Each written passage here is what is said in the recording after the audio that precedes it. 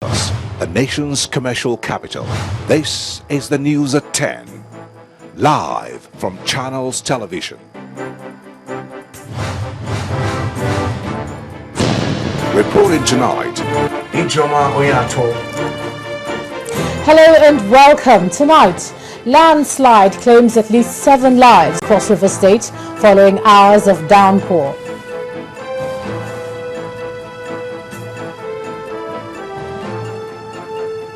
Crisis between the PDP and a faction of the party takes a new dimension as 5 Southwest PDP chairmen head to court. Our big story takes a look at the moves by the APC to sell the party to Nigerians. And G20 summit of world leaders begins in Russia. Talks of military strikes against Syria overshadow proceedings.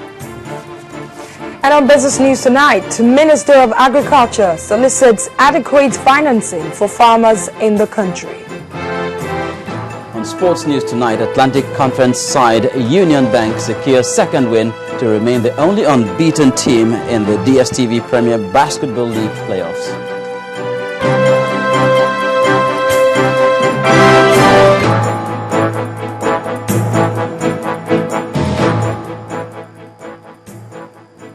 Tragedy befell a young man in Edem Otop Calabar, the Cross River State capital, when the building he'd been residing in collapsed, killing his wife and 6 other people.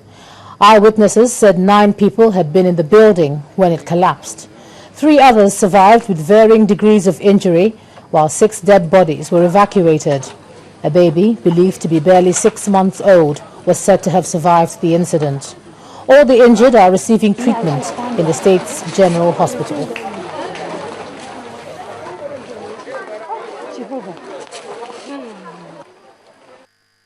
It was about around after 3 p.m. when the heavy rainfall. All of us are inside. All of a sudden we just had disasters. Then we now run out. So the house collapsed. We tried to rescue. We only rescued 2. When we were about to rescue the rest, the house now collapsed all. We were not able to get anyone.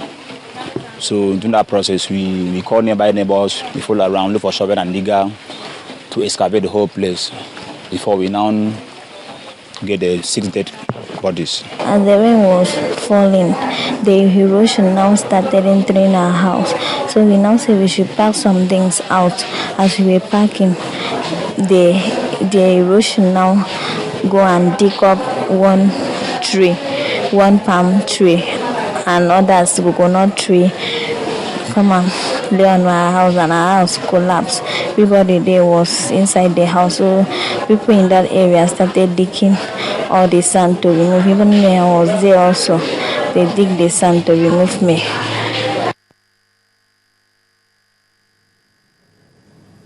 Well, from that unfortunate story, we move to politics. The crisis rocking the People's Democratic Party took another turn today as 5 state chairmen in the Southwest asked the Federal High Court in Abuja to order the Independent National Electoral Commission to deregister the People's Democratic Movement.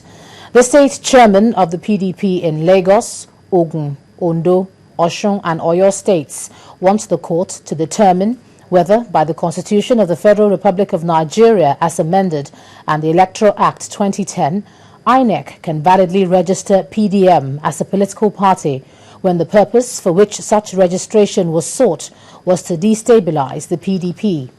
The politicians also want the court to determine whether INEC can accord any recognition to Mr. Kawu Baraje and Mr. Olagunsoye Oyinlola as national officers of the PDP, especially when they are at the same time promoters of the PDM. The applicants further urged the court for a perpetual injunction restraining the PDM from continuing to parade the men as leaders or national officers of the PDP. They also hold that the tenure of Mr. Baraje as acting national chairman expired in March 2011 and that Mr. Oyinlola was removed as the national secretary of the PDP by a court judgment on January the 11th, 2013. Well, less than 24 hours after the national chairman of the PDP, Mr. Bamanga Tukur, read the riot act to the breakaway faction, the Baraje faction has hit back with the threat of a jail term. The national chairman of the new PDP, Abubakar Baraje, says Mr. Tukur has flouted court orders. In a statement signed by the secretary, Mr. Olagunsoye Oyinlola, the faction says, "We ask the court to commit him to jail for disdain for the law and the judicial system."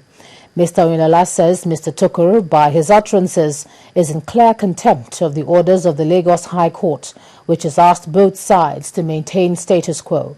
The former governor of Osun State also says that Mr. Tukur's threat to sack elected federal lawmakers for aligning with the Baraje faction is baseless. In the meantime, female politicians in the People's Democratic Party have appealed to the two factions of the party to sheath their swords in the interest of peace. A member of the group, Mrs. Florence Itagiwa, told journalists in Abuja that the crisis is capable of distracting members of the party from delivering on their campaign promises. As a large party, we recognize that political dissension is inevitable from time to time. However, such disagreements should never be allowed to fester to the point where positions are taken that threaten the existence of the party. We believe that the People's Democratic Party is big enough to accommodate all shades of opinion without bursting at the seams. Indeed, we are convinced that the membership of the party possess the required political sagacity and flexibility to navigate the political minefields and booby traps set by the opposition. It is against this backdrop that we appeal to the contending forces currently pulling the party apart to sheath their swords, step back from the precipice, and take a deep breath as they reflect on the disastrous implications of their actions. Well, staying with the PDP crisis, aggrieved governors of the People's Democratic Party are welcome to join the All Progressives Congress should they decide to jump ship. The APC Interim National Publicity Secretary, Mr. Lai Mohammed, dropped this hint in Abuja after a 3-hour meeting with governors of his party.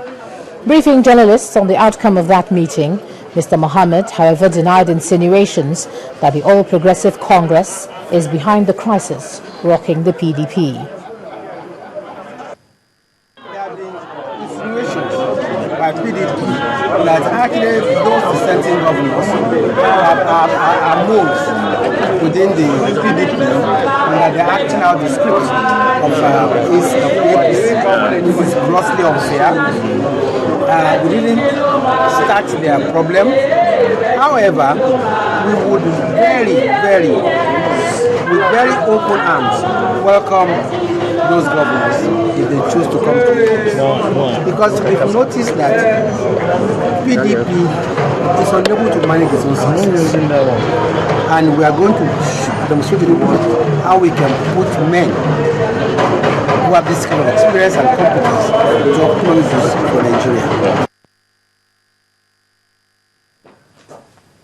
Well, we'll stick with developments in the PDP, but to something different now. And the party in Kwara State are not ready to take the statement of the man who disowned his victory lightly. Today, the PDP has disowned him and said they didn't even present him as their candidate and have described the man as an imposter. Meanwhile, the governor of Kwara State, Abdul Fattah Ahmed, has sworn in the elected officials at the government house in Ilorin. But the All Progressive Congress are protesting the results announced by the Electoral Commission in the state. Impostor. That's what the PDP in Kwara State has described this man.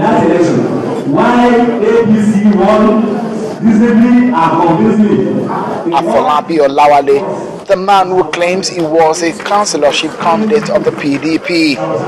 He disowns the result and stated that the APC won.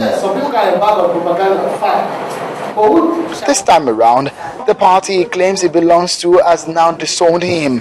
In fact, they say he wasn't even their candidate.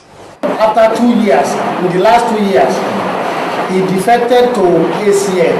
He left our party. So when he left, we had to replace. WASEC cleared him to contest election, and quickly our party in our local government called the attention of the state to it. Later became a member of APC. Even at the last local election, he wore tag as a supervisor of APC moving around the community in that election. How can he now come and claim to be the councillorship candidate of PDP?